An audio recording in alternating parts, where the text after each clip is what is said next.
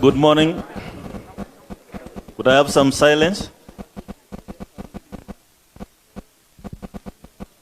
Yes, as returning officer for the presidential elections, I've received the application for registration for presidential election from Raila Odinga and Mother Wangari.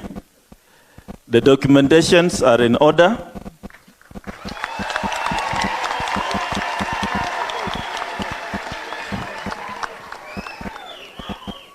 And I approve the nomination of Raila Odinga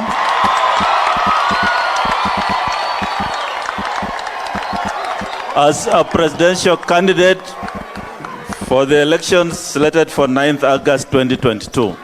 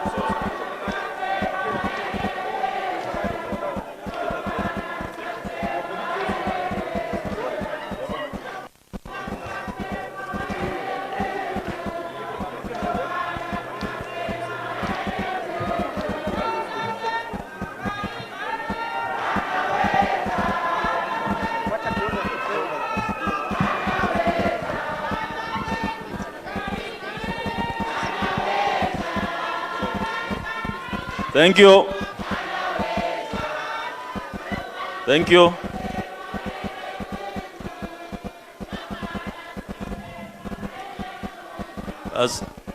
Thank you.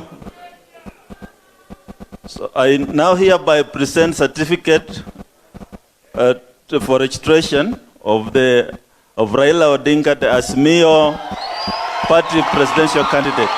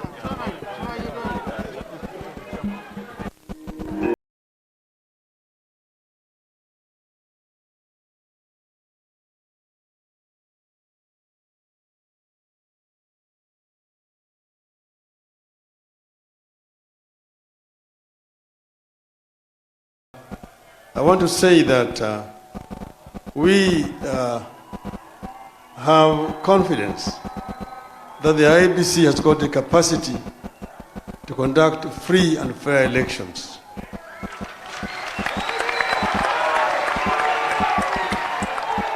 We therefore would like to urge you to live by the script and do exactly what the people of Kenya expect of you.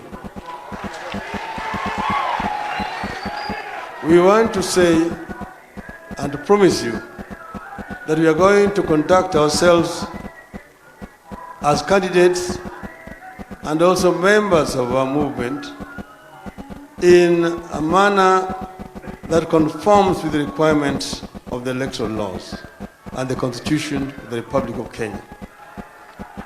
We would like to see a free and fair electoral process. We want this exercise to be done also in a free manner. We want Kenyans to be able, on the 9th of August, to freely express their will, to speak clearly that this is what the Kenyans want. We know there are several players in the electoral process. There's the people themselves, there are the candidates, there are members of various political parties, there's also the fourth estate that is also involved in the electoral process. And we expect the fourth estate to play their role objectively. So far, we really have no cause to complain. I have been in politics for a long time. I know that the media will praise you or will vilify you, whatever they do, but that is their freedom of expression. We don't question this. We want to create a free and democratic society where there's freedom of expression. The media can censor, the media can critique, the media can educate, the media can also oppose. So we really have no issue with that. We want the Kenyans also to conduct themselves peacefully throughout this electoral process. We have seen some goons defacing our billboards, some other parts of the country. That is an act of hooliganism, which is primitive, which should not be tolerated in a civilized society. And I urge our supporters not to interfere or to try to defecate any billboards or publicity material belonging to our opponents. I'm calling them opponents, not enemies, because this is just a democratic exercise. At the end of it, there will be a winner and there will be losers, but Kenya will go on. But having said that, Mr. Chairman, there are a few issues that I wanted to raise with you. One is the issue of electronic identification of voters and transmission of results. What we want to know is, has the Commission developed constitutionally compliant protocols, the results transmission path for the polling station, the National Tallying Center? 2, when will the Commission share the said protocols with the stakeholders? The second issue that I want to raise, the integrity of the voter register. What is the status of the voter registration exercise on a county by county and constituency by constituency basis?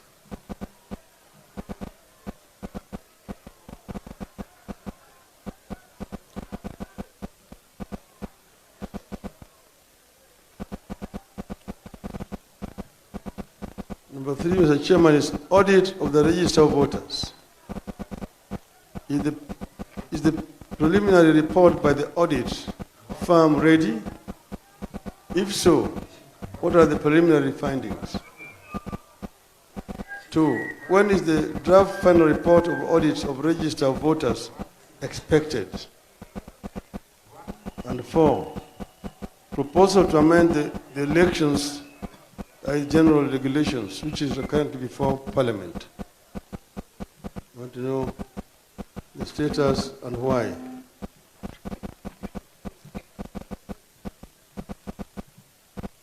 Then there's a proposal to amend Regulation 83A of the Elections General Regulations to give a presiding officer power to open a ballot box that has been sealed to remove wrongly put materials at the constituency tallying center. Number 5, recruitment of returning officers.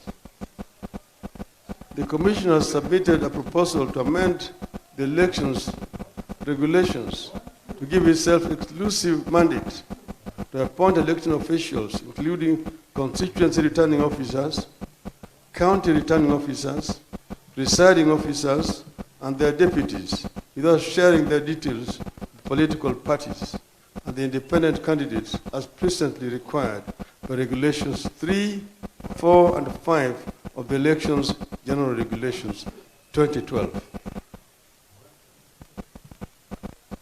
6, we want some information about the printing of ballot papers.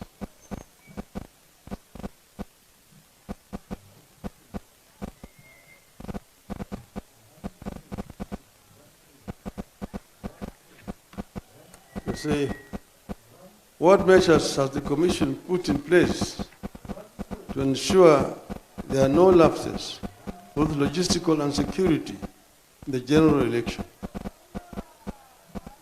Number 7 is the Smartmatic contract.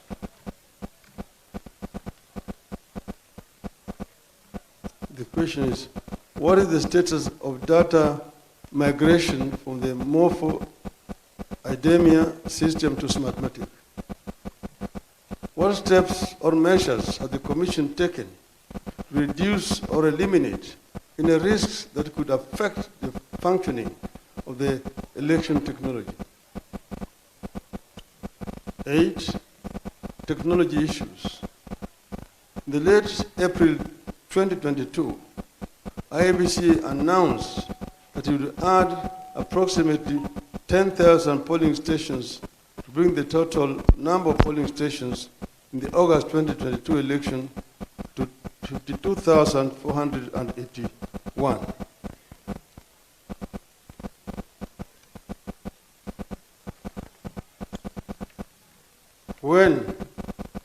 When does the Commission intend to carry out timely end-to-end testing of election technology?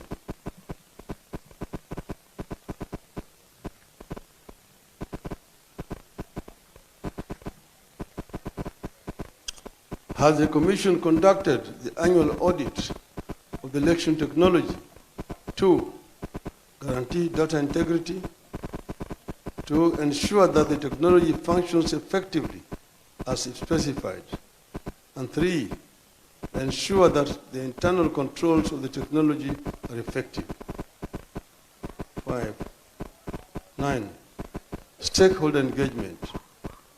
What measures or steps has the Commission taken to address the systemic inadequacies identified by the Supreme Court in 2017?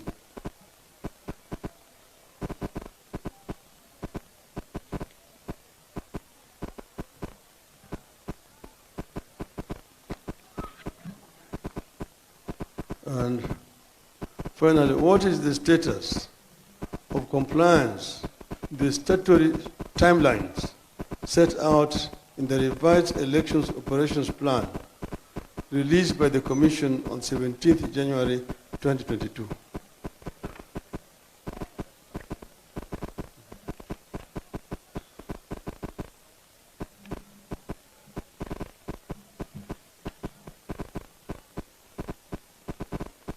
Mr. Chairman, those are the issues that are of concern to us, which we hope you'll be able to respond to adequately. And then I have the pleasure to present to you a copy of this report from my team.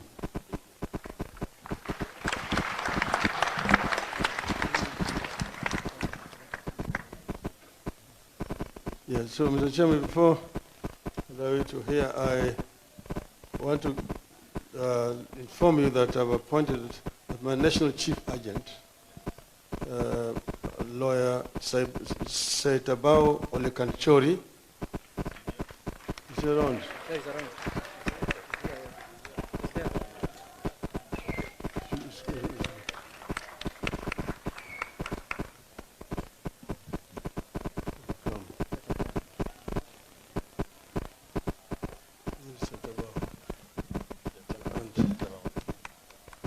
He will be deputized, the national chief agent, one Dr. Caroline Karugu,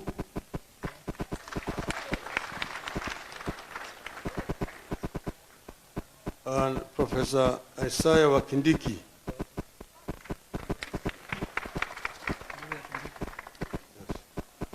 And then finally Dr. Oduor Ongwen.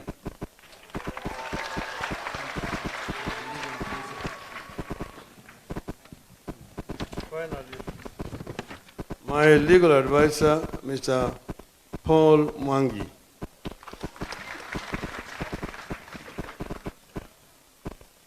That is my team. Saitabao. He's carrying a rungu, I don't know. But that is traditional. Thank you, Mr. Chairman. Thank you. Thank you, Right Honorable Raila Odinga. Today, I'm standing here as the returning officer for presidential election. My other title, of course, is the chairman of the the Independent Electoral and Boundaries Commission. And so today, the ceremony we have is mainly for registration of candidates. I've heard your statement and the issues you have raised as it relates to elections. I just want to reiterate that the Commission is focused on giving Kenyans a free, fair, and credible elections. And that is what we have been preparing for the last 4 years since the last election. I and my team, the commissioners and the staff, we have done what we believe needs to be done to give Kenyans what they deserve, a free, fair, and credible election. And all the issues you have raised, and I'm happy you have raised them, the Commission has answers to all of them. This is not the time and moment to go through this because we have other candidates we are clearing, but we shall look for an opportunity immediately after this, after we are done with the clearance of candidates. I would urge all presidential candidates to come for a one-on-one meeting where we can ventilate some of these issues, and I hope you shall attend in person, where I as returning officer then can iron out these issues. And all the other issues in this memo will be answered to by the Commission in writing once we are done with this exercise. I just want to assure you that all the issues you have raised have been addressed by the Commission, and we are where we are supposed to be in terms of our election timeline. So don't want Kenyans to get worried. The Commission is focused. And just to say, what you refer to as simulation of the dry run of technology will be done next week on or before 9th. Here at Bomas, and your representatives, you have given us a team, a chief agent to work with, and your team, you will be invited to be part of that simulation exercise. So the Commission is focused, and we shall be hearing from you. Please feel free to engage us. Through your team, we have an open door policy. We'd be happy that we engage even on daily basis. We don't want to hear things from your campaign rallies about the referee. Please come, we talk, and we'll do what we have to do to give Kenyans what they deserve. I just want to say that as we finish up, the Electoral Code of Conduct places a responsibility on all candidates to acknowledge the authority of the Commission in the conduct of elections and implement the orders and directions of the Commission, and publicly and repeatedly condemn violence and intimidation and avoid use of hate speech or any language of any kind which may lead to violence and intimidation, whether to demonstrate party strength, gain advantage, or for any other reason. And I'm happy you have said your party will adhere to the Code of Conduct, and we condemn those acts of violence, including tearing each other's campaign posters. That's to be condemned. Let's campaign peacefully. This is our country. We don't have another country. And I wish you all the best as you go about